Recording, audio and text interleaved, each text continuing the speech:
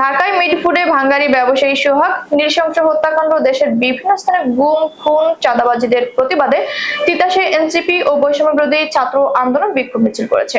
13 জুলাই সকাল 11:30টায় তিতাস উপজেলা ঢাকা হোমনা মহাসড়কে বাতাকান্দি ও গাজীপুরে বিক্ষোভ সমাবেশ অনুষ্ঠিত হয়েছে। বিক্ষোভ মিছিলটি বাতাকান্দি থেকে শুরু হয়ে উপজেলা থানা গেট, শহীদ রিফাত পার্ক হয়ে ঢাকা হোমনা সড়ক শেষে গাজীপুরে এসে শেষ হয়। এ সময় এনসিপি নেতাকর্মী এবং বিভিন্ন স্কুল কলেজের কয়েক শতাধিক শিক্ষার্থী অংশগ্রহণ করেন। এ সময় চাঁদাবাজি ও সন্ত্রাসীদের এ বাংলায় ঠাঁই নাই স্লোগানে মুখরিত ছিল।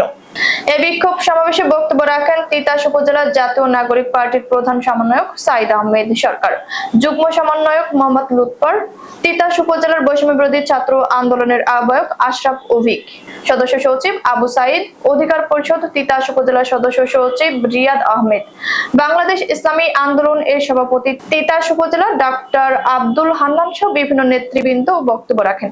গত 15 বছর যাবত আমরা সেই স্বৈরাচারদেরকে দেখে আসছি, আজ অব্দি আমরা তাদেরকেই দেখে আসছি। সেই স্বৈরাচাররা আজও পর্যন্ত তাদের চেয়ে দ্বিগুণ হারে শক্তি নিয়ে তারা মাথা উঁচু করে দাঁড়িয়েছে। আমরা তখন এই স্বৈরাচারদেরকে নিপীড়িত নির্যাতিত মানুষদেরকে এই স্বৈরাচারদের হাত থেকে বাঁচাতে পারবো। সেই জন্য আমরা চাই আপনারা তোমার জনতা, এই দেশের মানুষ, আপনারা এই দেশের জনগণ, এই দেশ আপনাদের, আপনারাই রুখতে হবে সেই স্বৈরাচার, সেই চাঁদাবাজদেরকে।